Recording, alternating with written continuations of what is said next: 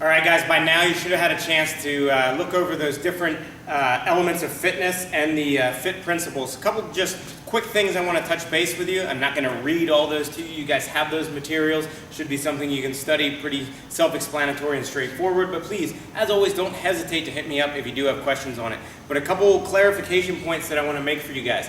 I want you to be clear on the difference between strength and power. So strength is the extent to which muscles can exert force by contracting against a resistance, okay? So it's basically what we think of when we think of strength training, you know, pushing an external load, an external weight or force, something like that. But power ends up being the ability to exert maximal force with an explosiveness to it. So just think of explosivity when you're thinking of power, okay? Also, the agility is basically the ability to perform a series of explosive power movements in succession. So agility goes along with your power. Agility is the ability to basically do it in quick succession and changing directions. As far as your types of endurance, a lot of times when people think of endurance, they think of something like a runner or going for a run. And that's more your cardiovascular endurance, your body's ability to continuously keep the cardiovascular system going, to pump blood, pump oxygen through the body. When we get into strength endurance, we're talking about muscular endurance. So the muscle's ability to perform over time. So just kind of keep some of those distinctions in mind, really key in on a couple factors that set each of those apart, and really try to remind yourself, remember, create a way to remember the difference between the different ones. So when you're looking at the FIT principle, basically you see that E that we added to the FIT principle on the end that means enjoyment. This is important. I've talked about this already through this workshop, through the certification course, is that enjoyment is absolutely necessary. If people are getting their ass kicked and they're not enjoying it and they go home feeling like crap every single day, guess how long they're going to keep coming? Not very long. People want to enjoy what they're doing and they want to feel like they're getting a good workout. The rest of those, read through, know them, understand them. You guys can handle that. The next thing, the basics of biomechanics and lever systems. So we used to get into this a lot more, and we've since eliminated this from the initial Sparta certification. So if you guys want to get into the master certification, start writing your own routines, that's where this is going to become more and more important. But what I want you guys to know when it comes to biomechanics, lever systems, contractions, things like that, you guys need to memorize that kind of stuff, because that's how you're going to make modifications for folks. So one of the biggest challenges we face as Sparta instructors is when somebody comes in and they've got a certain injury, a certain limitation, some type of pre-existing condition that doesn't allow them to do the exercise of the station as prescribed. So we've got to be able to change that. So understanding those lever systems and the biomechanics and how a muscle works is going to allow you to do that. For example, if you think of a very simple one with your arm, it's one of the easier levers to understand. Your bicep is going to contract. Your bicep actually comes down and connects on the other side of your elbow into your lower arm. So once we contract that bicep muscle, it's going to pull that hand up towards your face, up towards your shoulder, up towards your chest. So shortening the bicep is also going to elongate the tricep on the backside. Most of our muscles work in kind of agonist-antagonist pairs. So one side does the opposite of the other. So it's a lot more complex than that, but the basics are kind of they counter each other. So what we want here, biceps shortening, triceps lengthening. So if we're doing an exercise and for some reason they can't hold something in their hand, so they can't do a bicep curl because they've got some type of hand injury, what you need to figure out is how can I work that bicep, how can I cause this contraction, which causes the arm to come up without loading the hand. So it's not as easy, but maybe there's some type of external load that you can place on the forearm. Maybe they wrap a band around their forearm, pull up, that sort of thing. So understanding what we're actually going for in the exercise, what muscles are being used, and how they're working is how you guys are going to make modifications. So really, please study and understand the biomechanics, the lever systems, all that kind of stuff. The more you understand the body, the more you understand how it works and how each muscle works, the more you'll be able to modify and come up with some crazy new ideas for people. So it can get pretty complex.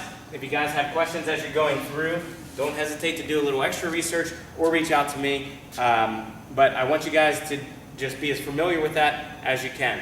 The other thing that we touch on is using your muscles as brakes. So we don't always use our muscles in a contraction type of way. There's actually several different ways, or they're all technically contractions, but different ways that we use those muscles. So using them as brakes, meaning we can use the abs as like an anti-extension muscle. So really, that's more of what our abs are designed for, believe it or not, than actually crunching.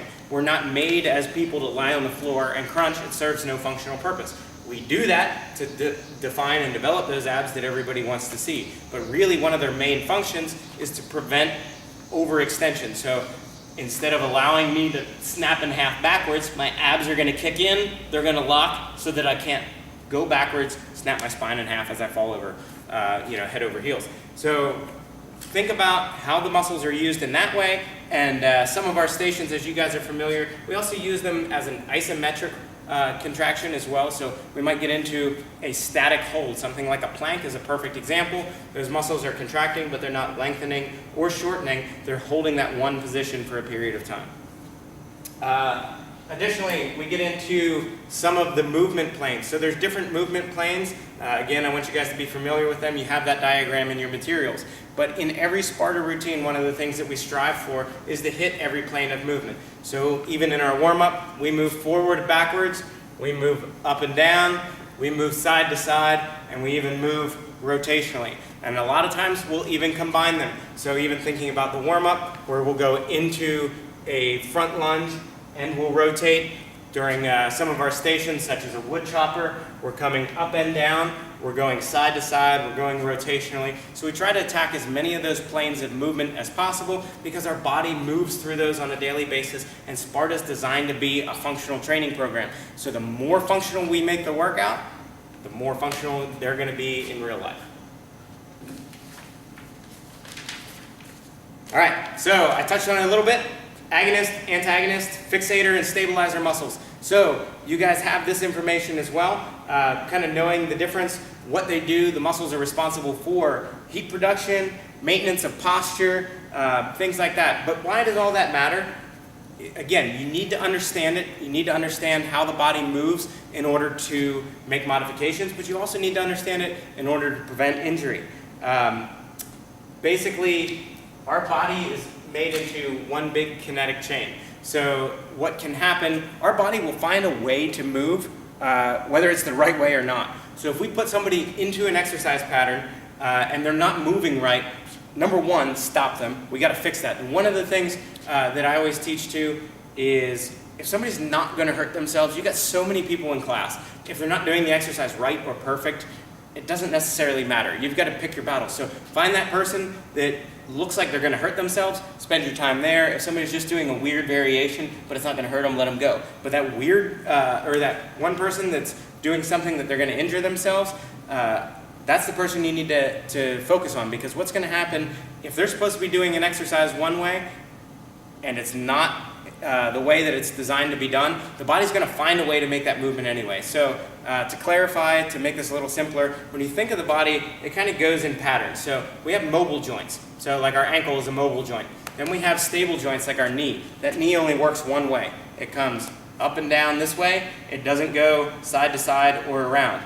The upper body's the same way. We have mobile joint in the wrist, stable joint here in the elbow, mobile joint again in the shoulder. The hip is also a mobile joint. So you've got those ball and socket joints, or those joints that have full mobility like that are going to be your mobile ones. Then you've got your knees and elbows, for example, that are going to be your stable joints.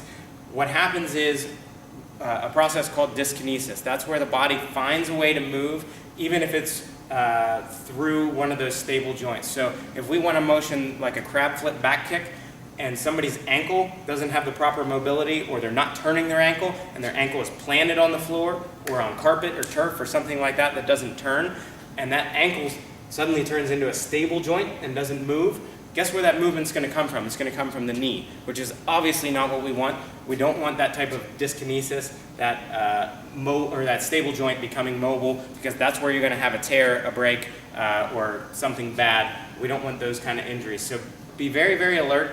Be aware of how the body moves. Be aware of what joints are stable and mobile. And during an exercise, watch those mobile joints. If those mobile joints are being immobilized, there's motion coming from somewhere else. So be aware of that.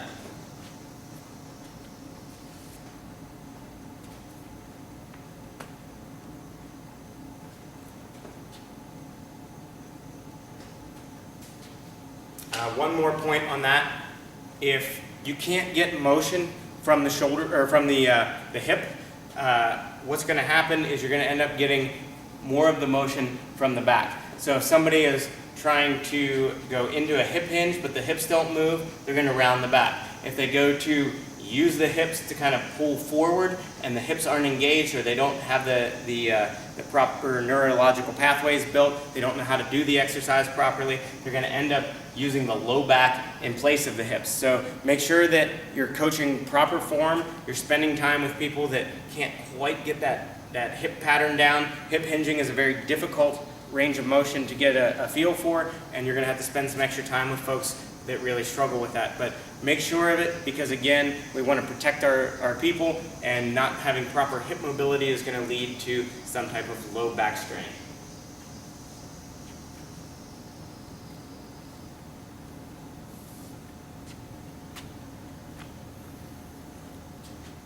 All right, the next thing I want to talk to you guys about is different types of equipment.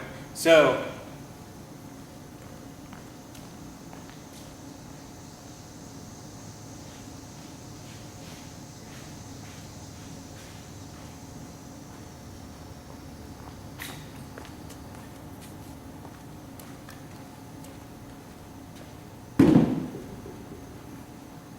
all right, guys, the next thing we're going to talk about real quick is just the different types of equipment. And it's kind of cool. We have a whole variety of different equipment at our disposal these days. Some really, really traditional stuff and some really new age stuff. It's all great stuff, but really it's all designed to do the same thing, but it does it in different ways. So with Sparta, you guys know we never use machines, so we don't need to go down that road. One of the main reasons, obviously, is because it puts you in a stationary position. It isolates certain joint movements that are never isolated in normal life. So you never sit down with your arms rested on something, curling something up as a functional part of life. So everything we do is going to avoid using machines. We're going to use more free weights, bands, sandbags, kettlebells, those types of things. So one of the big differences between some of these things, obviously, with a dumbbell versus a barbell, two of the most common pieces of equipment you're going to find.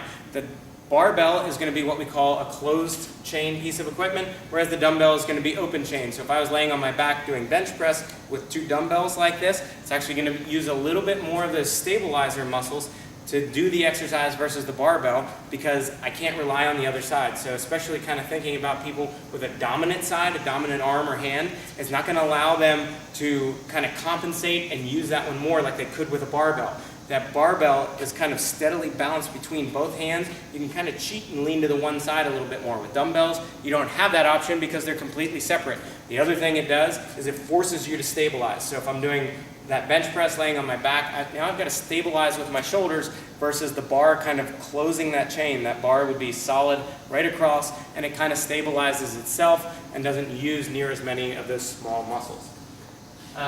Looking at something like a kettlebell. Kettlebells are neat because they end up becoming an extension of your limb. They allow you to do exercise in a way that normally isn't done with traditional equipment. So when we think of a barbell, a dumbbell, we don't do a lot of swinging motion. Most of it's very controlled, very steady. The kettlebell allows a lot more fluidity because it ends up becoming an extension of your limb. Meaning when I do something like a kettlebell swing, that kettlebell comes straight out from my arm. I don't need to hold on tight. It just swings like a pendulum with my limb, becomes an extension of it. All the weight comes straight out over the end versus the dumbbell where we've got the weight out over the heads. Now the weight is straight up out of the end. Even when we go for something overhead and the kettlebell's resting on our arm, that weight is centered straight down over the limb, over the bone, over the arm or leg, whatever we're using. And even as you press, it puts direct pressure straight down. So it's one of the safer pieces of equipment to use because of the way it's loaded. Then we have things like our sandbags. Sandbags are kind of neat because they have a variable resistance and they move. It's the motion in them that makes them so interesting. So when you do something like a sandbag swing back lunge, the weight inside the sand inside those bags can actually move around and make you less stable, forcing you to use those stabilizer muscles, get everything engaged, use the core a little bit more versus using a traditional piece of equipment. Then we have things like a band. With a band, one of the benefits here is unlike a dumbbell, you've got certain exercises, say, like that bicep curl again that we talked about. Everyone knows the hardest part of that curl is going to be down at the bottom, and as you come up, it gets easier and easier the higher you get into that range of motion. Well, if you switch out and use something like a band for a curl, you're going to have an increasing resistance the higher you go. So with that variable resistance, say you stood on here, now you're doing the curl, so the hardest part's still at the bottom, it gets easier at the top. Well, the band is countering that because the tension on the band grows as I curl up. So now that resistance stays more constant, more steady through the range of motion. So as I come up, I'm going to keep more of a constant tension. I'm going to work the muscle a little bit harder because the load's increasing as the exercise tends to get easier. Other than that, we have lots of other pieces of equipment. You've got your TRX or other suspension trainers. Basically, one of the best things about those is that they're infinitely variable. So you can walk in, walk out, make it more or less challenging, fight gravity or use gravity to help you. It also forces you to stabilize side to side and prevent that sawing motion. Stability balls, things like that, same thing, really working on stabilization, using the body, using the core to get that done.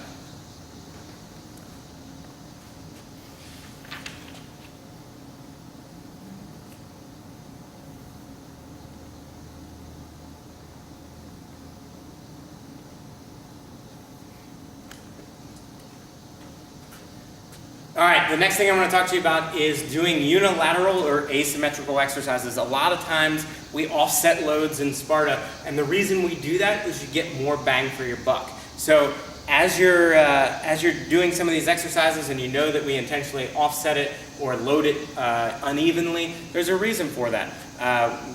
One of the traditional exercises we like to do is a single leg deadlift. Single leg deadlifts have a ton of benefits. A regular deadlift by itself is already one of the best exercises you can do. Uses just about every muscle in your body. The single leg deadlift now forces you to stabilize, stay on that one leg, requires much more muscle recruitment in order to perform this exercise, and it uses a lot more mental capacity and builds those pathways up. So as we're doing this, we've actually done some research, and I know that folks like Alan Cosgrove, Mike Boyle have done a lot of research on being asymmetrical. I know Alan always says asymmetrical is alive. Everything we do in life is unilateral or asymmetrical. So even when we walk, I'm on one foot, stepping, one leg at a time, unilaterally, opposite hand is moving. We very rarely do anything in a squared up position. But a lot of the research that these guys have done and provided for us actually shows us that you can be tremendously stronger in these offset patterns as well. Mike Boyle has got a great piece that you guys are welcome to check out where he has done research with single leg deadlifts with some of his athletes. He's got a guy that can do a 300-pound single leg barbell deadlift, but he can't do 600 pounds with both feet on the ground. Now, why is that? Now, there's a couple reasons. Obviously, first of all, both ways, you've got both arms, shoulders, back, all that's got to support the load. So just because he's got both feet down doesn't suddenly make him twice as strong. But hypothetically, you would think you wouldn't even be able to do half the weight on one leg because of the imbalance. Well, training that pattern and training that to be strong is actually more efficient and stronger than training both legs together.